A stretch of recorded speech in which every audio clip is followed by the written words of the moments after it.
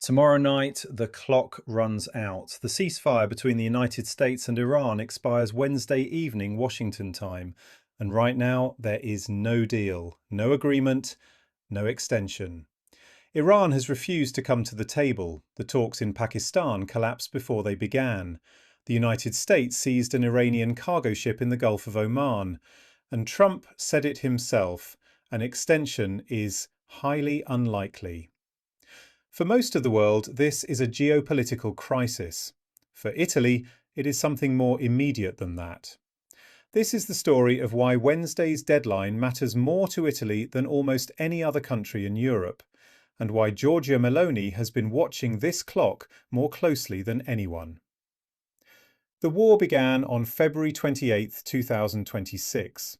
American and Israeli forces launched strikes against Iran.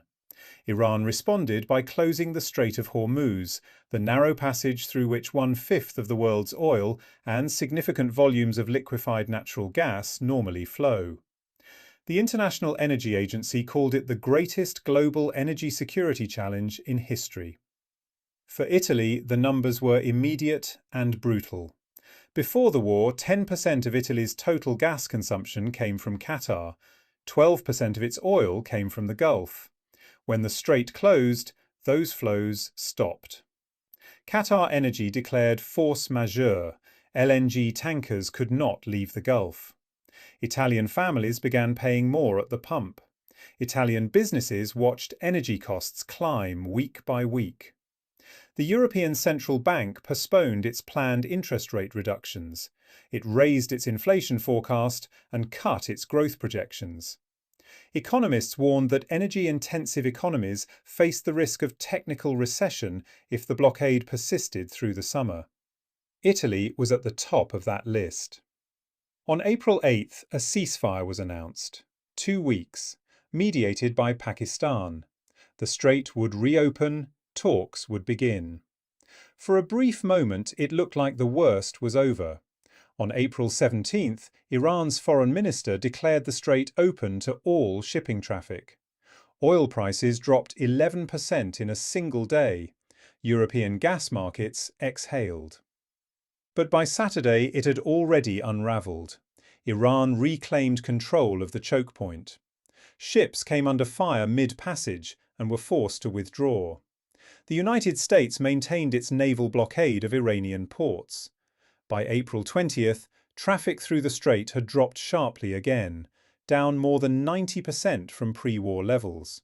Around 10 million barrels per day of oil production remained stranded. 230 loaded oil tankers were sitting inside the Gulf, waiting. And Italy's gas storage levels, already at just 30% capacity after a harsh winter, had not recovered. Meloni had spent weeks trying to prevent this moment from arriving. She attended the Paris summit. She offered Italian naval frigates for the Hormuz Maritime Freedom of Navigation mission. She refused to allow US bombers to use Italian bases for strike missions. She walked a line between Washington and Brussels that grew narrower every week. Trump called her a coward. He said she lacked courage. He told an Italian newspaper he was shocked by her. And now, on the eve of the deadline, Meloni has no leverage left. Because this is not a decision Italy gets to make. The ceasefire expires when Trump decides it expires. The talks resume when Iran decides to return to Islamabad. The strait reopens when both sides agree it opens. Italy is not at that table. Italy never was. That is the fundamental reality that Meloni's entire foreign policy strategy was built to avoid. For 3.5 years, she positioned Italy as the country that could speak to everyone, the bridge between Washington and Brussels, the right-wing leader that Europe's centre could work with, the ally that Trump trusted. The Iran war destroyed that positioning in 7 weeks. Because when the war started, Italy was not consulted. When the strait closed, Italy was not warned. When Trump demanded European support for Operation Epic Fury, Italy said no. and Trump turned on her publicly in the pages of an Italian newspaper. The bridge strategy requires both sides to respect the bridge. Neither side does anymore. The first round of talks in Islamabad on April 11th ended without agreement after 21 hours of negotiations. Vice President Vance accused Iran of being unwilling to accept Washington's terms on nuclear enrichment. Iran called the American demands childish and unrealistic.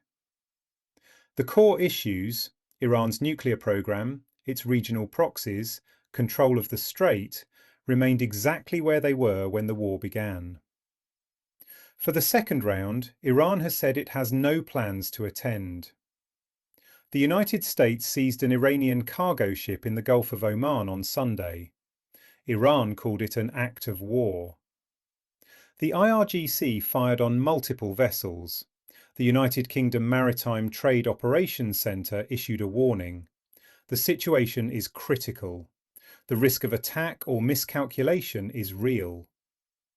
And Trump said the ceasefire ends Wednesday evening, and that he is highly unlikely to extend it. What happens if the ceasefire breaks down? The strikes resume, the strait closes again. The 230 tankers sitting in the Gulf go nowhere. European gas storage, already critically low, cannot be refilled before summer. Italian families, already paying record prices for petrol and energy, pay more. The IMF has already warned that global growth will take a hit even if the ceasefire holds. Economists have estimated supply disruptions of around 13 million barrels per day. The cumulative effect has already breached 500 million barrels of lost supply. If the ceasefire breaks, those numbers get worse, much worse. Meloni spent months building a relationship with Trump. She was the only European leader at his inauguration. She called him a brilliant man. She said she would make the West great again with him. That relationship is gone. And on Wednesday night, when the clock runs out in Washington, there is nothing Italy can do but watch. Meloni built her political brand on being the one European leader who could talk to Trump, who could bridge Washington and Brussels, who could navigate the contradictions of the modern world without losing her footing. But this war, a war Italy didn't start, wasn't asked about, and was not informed of, has exposed the limits of that strategy. Being the bridge only works when both sides want to cross it. Right now, neither side does. Polls show that 81% of Italians approve of how Meloni has handled the crisis so far. But that number was built on the assumption that the crisis would pass, that the ceasefire would hold, that the talks would succeed. If Wednesday night comes and the bombs start falling again, and the tankers stay stranded and the gas prices rise, and the summer arrives with empty pipelines, that 81% will not hold. Because Italians approved of how Meloni handled a crisis that appeared to be ending. They approved of a Prime Minister who said no to Trump and stood with the Pope and refused to let Italian bases be used for someone else's war.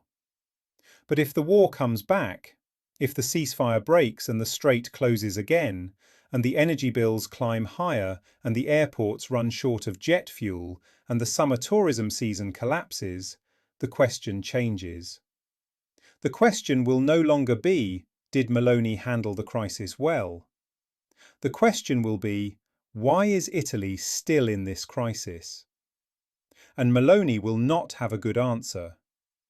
Because the answer is that Italy is a medium-sized European country with no oil of its own, no direct access to the Gulf, no seat at the negotiating table in Islamabad, and no ability to force two superpowers to make peace.